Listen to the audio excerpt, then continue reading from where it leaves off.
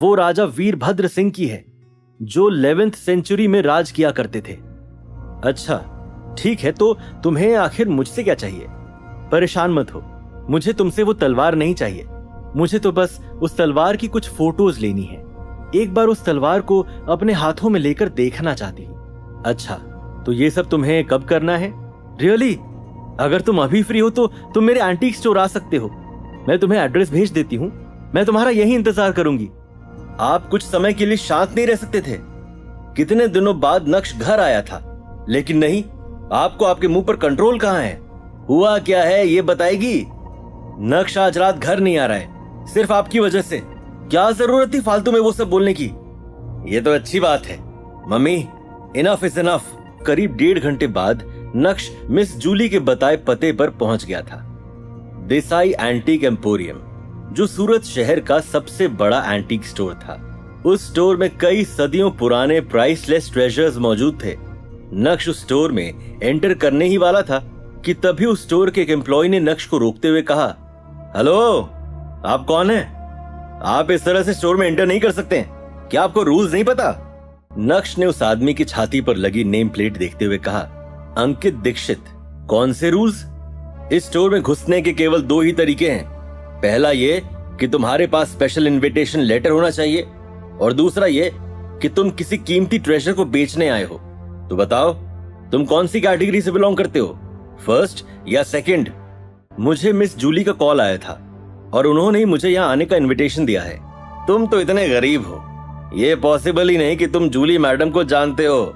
ये सुनते ही नक्श के चेहरे के एक्सप्रेशंस पूरी तरह से बदल गए।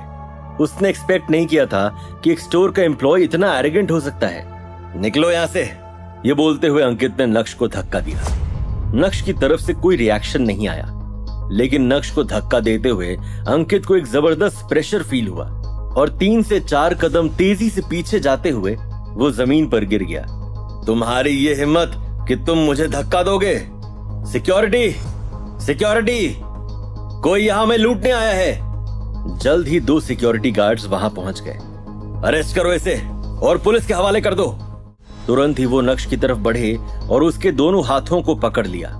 नक्श ने हल्का सा प्रेशर लगाते हुए अपने हाथ छुड़ाने की कोशिश की।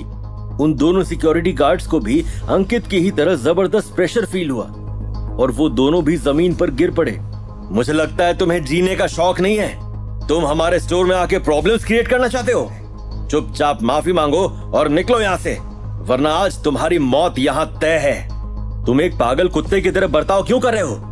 जो भी सामने आएगा उसे क्या काटने लगोगे तुम? अरेस्ट करो इसे। उसी समय अचानक से एक आवाज आई।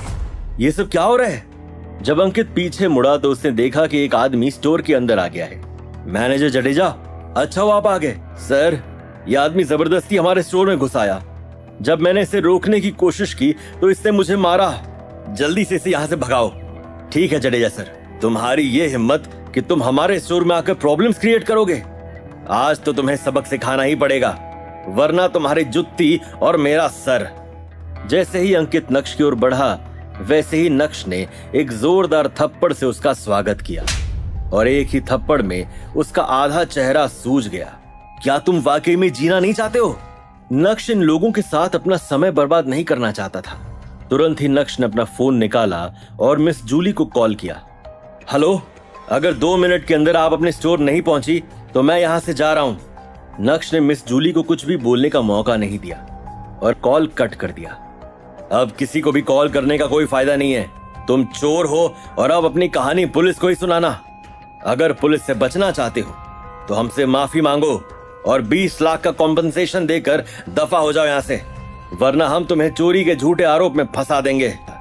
तभी मिस जूली भागते हुए अपने स्टोर में पहुंची। नक्श, तुम यहाँ कब आए? मिस जूली, मुझे अभी यहाँ पर किसी ने धमकी दी है कि अगर मैंने उसे 20 लाख नहीं दिए तो वो मुझे चोरी के झूठे आरोप में फंसाकर जेल भिजवा देगा। क्या? ये तुम क्या कह रहे हो? क्या चल रहा है यहाँ पर? मैडम, इस आदमी ने जबरदस्ती स्टोर में घुसने की कोशिश की और जब मैंने इसे रोका तो इसने मुझे मारा। With immediate effect you are all fired. अच्छा, तुमने ये भी कहा था ना कि अगर मुझे जान से नहीं मार पाए तो मेरी जुत्ती और तुम्हारा सर। औकात में रहे। मिस जूली, मुझे तो समझ नहीं आता कि आपने इस किस्म के इंसान को नौकरी पर कैसे रख लिया। क्या तुमने ऐसा कुछ कहा था? जी मैडम, कहा था। तो फिर तुम यहाँ पर खड़े खड़े कर क्या रहे हो? अंकित अंदर ही अंदर अभी भी गुस्से से जल रहा था, लेकिन अपनी नौकरी बचाने के लिए वो नक्श के साथ नीचे बैठा और अपना सर आगे करते हुए बोला, आई एम सॉरी सर, मुझसे गलती हो गई। ठीक है, माफ किया, लेकिन एक एडवाइस देता हूं, अगर तुम्हें कुत्ता बनने का इतना ही शौक है तो किसी के पालतू कुत्ते बनो। पागल कुत्ता बनकर कुछ हासिल नहीं कर पाओगे, लोग मार देंगे। ये बोलते हुए नक्श के चेहरे पर एक शातिर मुस्कान आ गई थी। उसके बाद नक्श ने अपना बैग खोला और मिस जूली के हाथों में वो एंटीक तलवार रखते हुए बोला, ये लीजिए, फोटो खींच लीजिए। मिस जूली बहुत ही एक्साइटेड नजर आ रही थी। उस तलवार को लेकर वो अपने स्टोर के अंदर बढ़ी। क्या सिलसिलेवार तरीकों से हो रही नक्श की बेइज्जती का बदला लेना पड़ सकता था उसे भारी? क्या नक्श और मिस जूली की मुलाकात से इस कहानी में आने वाला है कोई ट्विस्ट? क्या अनिका के दिल में मचल रहे प्यार के आगे झुक जाएगी अनिका, या फिर हो जाएगी बहुत देर? ये जानने के लिए देखिए अगला एपिसोड सिर्फ पॉकेट FM के YouTube चैनल पर, और इंस्टा एम्पायर के सारे एपिसोड सुनने के लिए डिस्क्रिप्शन में दी गई लिंक से डाउनलोड कीजिए पॉकेट FM।